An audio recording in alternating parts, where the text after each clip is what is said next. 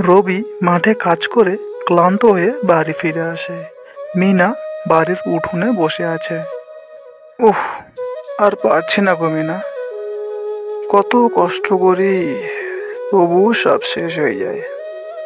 দুঃখ কিসের গো?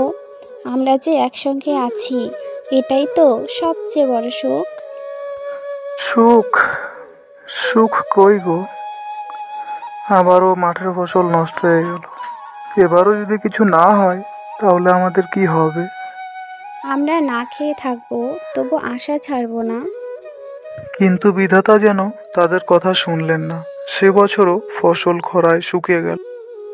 বাজারে ধার চাইতে চাইতে ক্লান্ত রবি এক বিকেলে পুকুরের পাশে বসে পড়ে। হঠাৎ তার হাত থেকে একটা কাগজ উড়ে গেল। মিনার ওষুধের প্রেসক্রিপশন। তা দেখে তার বুক কেঁপে গেল এবং সে বাড়ির দিকে ছুটতে লাগলো। এইসব কি? তুমি অসুস্থ কবে থেকে? কিছু না গো, তুমি তো বলেছিলে ফসল ভালো হলে সব ঠিক হয়ে যাবে, তাই আমি অপেক্ষা করছিলাম। তুমি কেন বলনি আগে? আমি তো বুঝতেই পারিনি। রবি দৌড়ে বাজারে যায়, কিন্তু হাতে টাকা নেই। কেউ ধারও দিতে চায় না। সে খালি হাতে ফিরে আসে।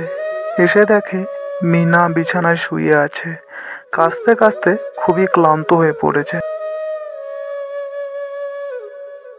একটু দাঁড়াও, আমি কিছু একটা করব। যে করেই হোক আমি তোমাকে সুস্থ করে তুলব। তোমাকে সুস্থ হতেই হবে মিনা। ওগো, অনেক দেরি হয়ে গেছে, এবার একটু বিশ্রাম চাই।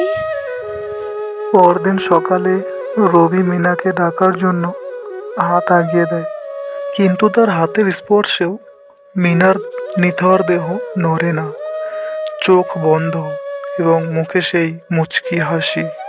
সবশেষে রবি বলতে শুরু করে, না গো, এমনভাবে চলে যেতে নেই, এমনভাবে চলে যেতে নেই আপনকে ছেড়ে।